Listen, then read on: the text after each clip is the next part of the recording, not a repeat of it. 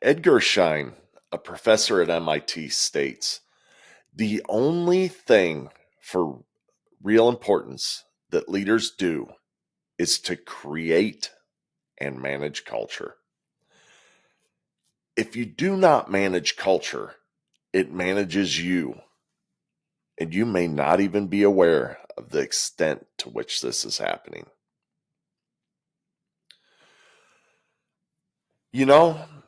To be a good leader, we must be culture builders. And sometimes culture, it's built on a whim. And sometimes you have to look and act like a fool, like an idiot, like I did in my case. But I'll also tell you that you will never regret these times. And when you start to see the effects of this culture building, it's going to amaze you. And I'm going to tell you that story here in a minute. But first, before we get started with this episode, let me introduce myself. My name is Steve Baumgartner. I'm the host and founder of the Fireforge Leader podcast. And my mission here today, and the mission of this podcast, is to serve you through providing knowledge and tools around leadership strategies on three primary battlefronts. Those battlefronts are simply out in your workplace, in your community, and most importantly, with your own family. Now let's get to work. Leaders are not born in a womb. They are forged through heat, pressure, and a whole lot of sweat.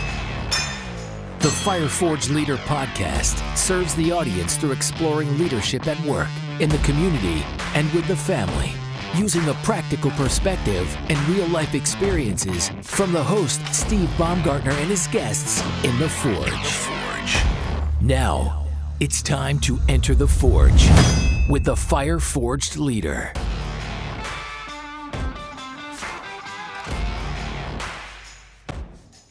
All right, before we really get into it, let me tell you a couple ways you can help out the show. First, make sure we're getting out there and giving the show a rating. I don't care on what podcasting app you're currently listening to this to. Those ratings really help us grow and reach more people. And while you're in that little space, how about you write us a review to let other people know why you listen to the show. And last, but certainly not least, let's smash that subscribe button so you don't miss out on a single episode. With that being said, are you guys ready to dive into this story? I know I am. So I started off my current role in May of 2022. This plant that I took over leadership in, it was in red, absolute red in many of the key metrics that matter, especially the financials. It was harsh. It was really harsh for a while. Trying to learn this new role, dig myself out of a hole and dig the entire plant out of a hole, and simply just to get people motivated to take that extra step, to dive in just a little bit more, to drive harder. They were all working hard at the moment, probably harder than they work right now. But it was evident that this team was not in sync. Now, there were a lot of issues back then in this plant. But really, most of those issues were that not everyone was working towards the same vision. Not everybody had the same mantra. So let me tell you about when the tide started to change, which really happened over a period of time. but you could feel it coming. You could feel that wave.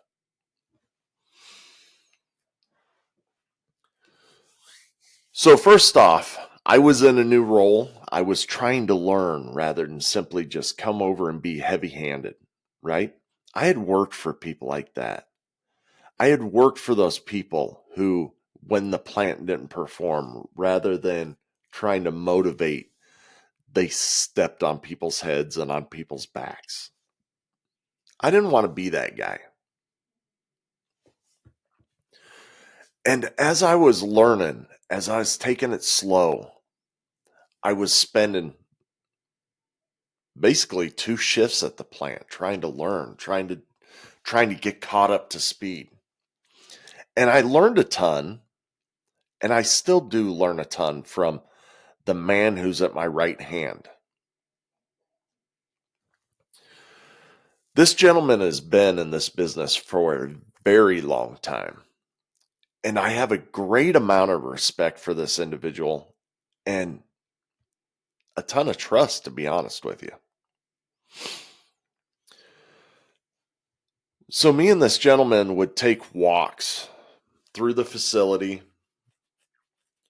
We'd look at all the lines. We'd be looking at all the opportunities. We'd be talking to people. We'd be talking to the leadership around the plant, the supervisors and superintendents, to maintenance, to food safety, whoever. And we were trying to put Band-Aids on gushing wounds. It was a harsh time period, and everybody was feeling it. I was definitely feeling it because I had a call every week with the person who I reported to, the vice president. And it didn't feel like we were making much headway. And then there was this one day, and this was the day that started the chain. It started a chain of culture change. So we stopped over into one of the supervisor's offices. We have multiple supervisors' offices. It's a large manufacturing environment. And out of the corner of my eye, I see this trophy. And atop this trophy sits a pig. I work in the pork business, right? So it's fitting. And there happened to be one supervisor who was in there doing a little bit of paperwork. And I asked this supervisor what that trophy was there for. What did we use that trophy for? He went on to tell me that that's a trophy that they used to hand out from leadership to the supervisors, and they used it for competition. They would use the trophy for records that different teams would break in the facility. So my curiosity got the better of me. I asked him, well, why the hell's it sitting in the corner with an inch of dust on it then? And at first, he tried to play it off. He's like, well, we don't do that anymore, right? But I dug into it a little bit. And he explained to me all of the hurdles that this plant had had since COVID. People not being able to show up to work because they had COVID. People who were on quarantine from COVID. The hiring issues that they had since COVID, the work ethic, you name it.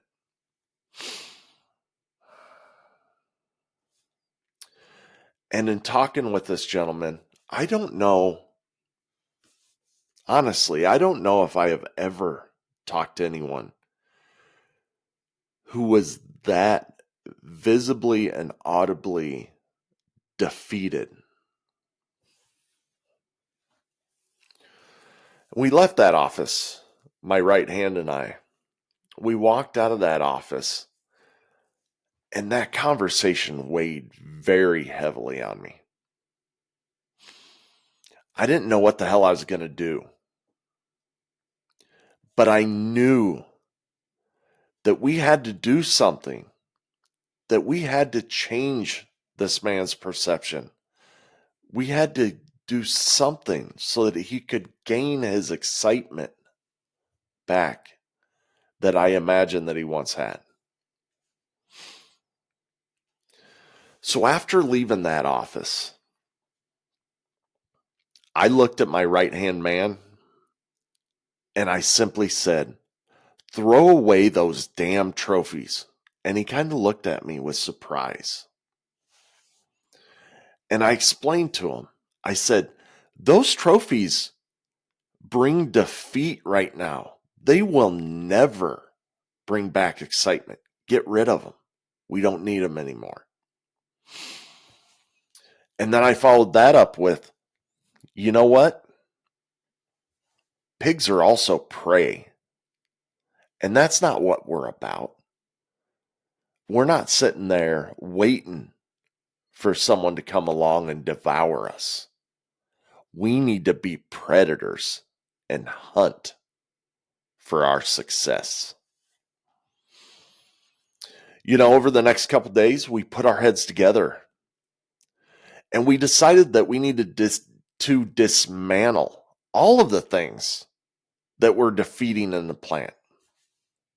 One example of that was we had digital boards that had corporate goals on them, and they were always red. These goals were a long distance from where we were at, and they were going to be red for a long time.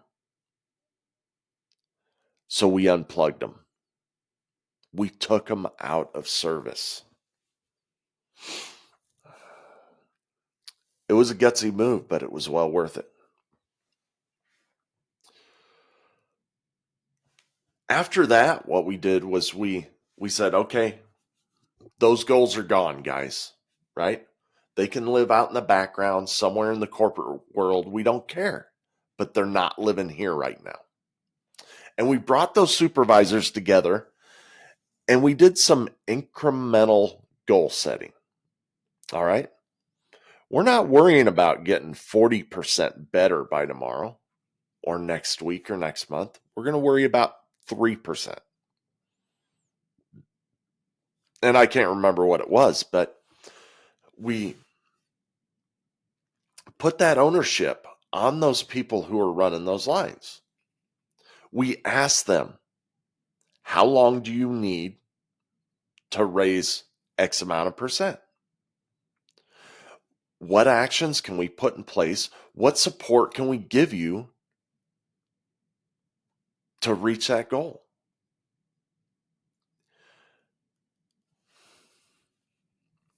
So we didn't shoot for the corporate goal out of the gate. We shot for these smaller goals. Now, here's an example I want to throw out there. I absolutely hate running.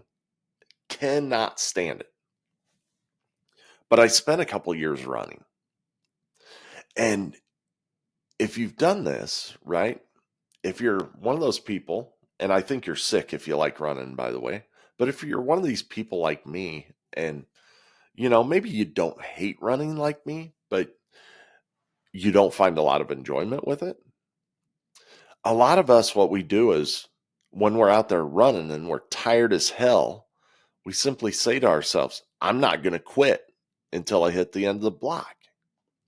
And then when you get to the end of the block, you go, okay, I made it that far. I can make it one more block. And you just keep on adding up those blocks. This is the same theory, okay? Incremental goals. You can see it. Your vision is shorter so you can see it clearer. So we took those goals and we built out shop floor control boards with those goals on it. And we built those out for every line. And every line was an individual at this point, right? Some had bigger hurdles than others. And then my right hand and I, every day, every hour, we would take a walk on the production floor. Every hour, the supervisor would come over and explain his or her progress towards goal. They would discuss where they were at.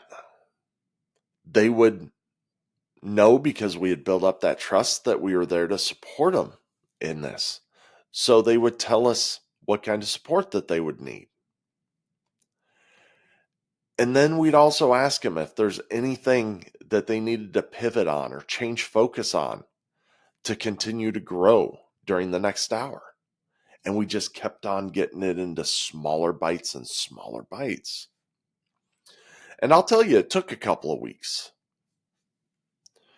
But you remember that young man that I talked about that was in the supervisor's office who told me about the pig trophy? I remember that man hitting his first target and the look on his face and the pride that he showed.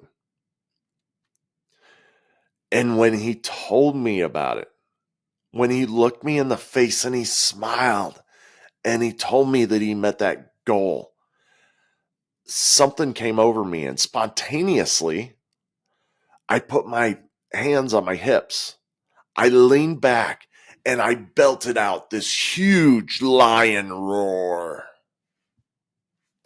And then I started clapping. And I did this and I rotated, looking at his team members and everybody who was with me, my right-hand man, that supervisor. And by this time, we had picked up a couple other people who would go on this walk with us. We all started clapping and giving that team praise and letting them know that they had accomplished a goal. And that day, not that entire line, but multiple people on that line, when I roared, they returned. They roared as well. And it was that day that the lion was born in my plant.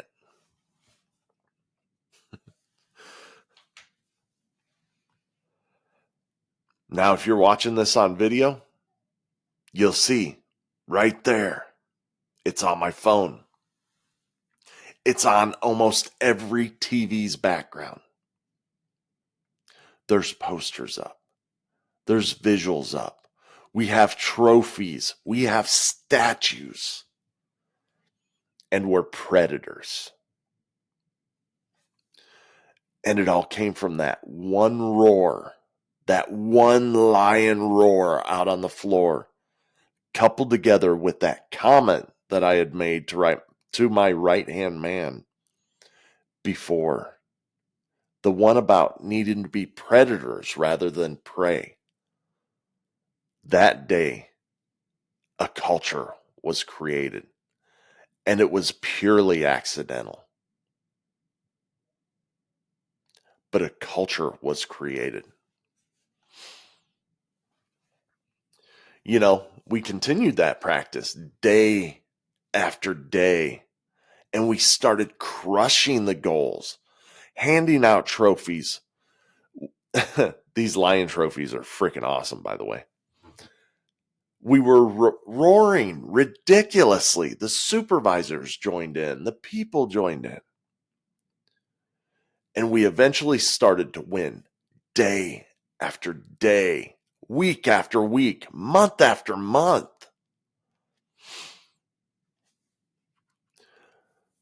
When you walk into my plant today, the lion culture, the winning culture is very evident.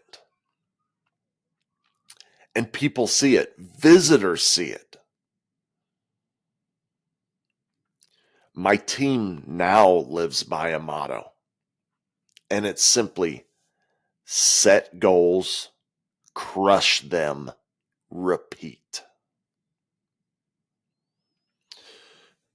The entire year of 2023, this plant, my plant, our plant, is green across the board, was green across the board. And that trend continues into 2024. Did we do anything different? Do we have different people? Do we have different equipment? To each and every one of those questions is the same answer, and that is no. What's different? The culture.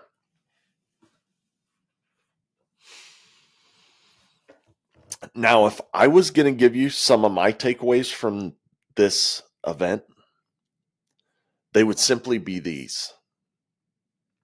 The culture is more important than anything else. The people need culture to be great. They don't need new equipment to be great. They need culture. I also want to put an emphasis on that I didn't need to change out the people to change the culture. I didn't need to change out the equipment to change the culture. But we changed the culture and we started to win. Now, sometimes poor equipment can hurt culture. I agree with that. And there's more times that I'd probably like to admit that sometimes people have a huge effect on culture, but give them a chance first. Work on changing the culture and then take a look at everything else. Another point is it takes time to build up a culture. This whole time span, we didn't turn all green overnight. It took a long time, and the culture is still developing. You can't change it overnight. It takes time, but you'll see it starting to come. And I want you to harness it and ride it. Next thing is, it's really a leadership skill, and that's that you need to be visible. When you're in a state where the culture needs to change, you need to be with the people more than any other time. And it's going to be painful. And you're going to have to be vulnerable. And sometimes you just got to be damn stupid like I was, right? I don't know what came over me that day that I belted out that roar.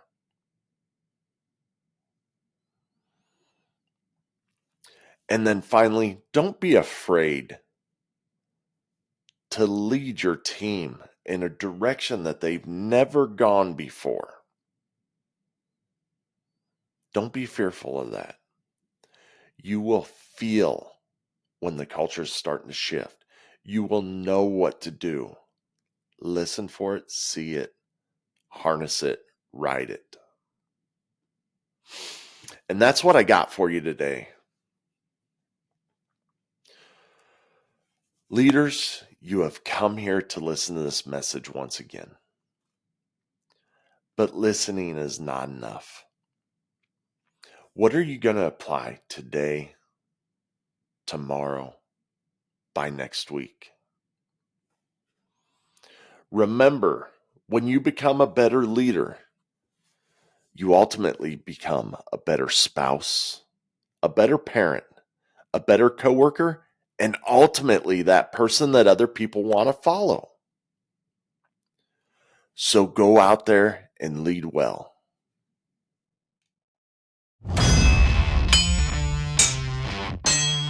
You have just experienced the heat and pressure of the forge. Remember, words without action are meaningless. Now, after the heat of the forge, shape your thoughts, quench your brain, then put your new tools to use, adding to your leadership.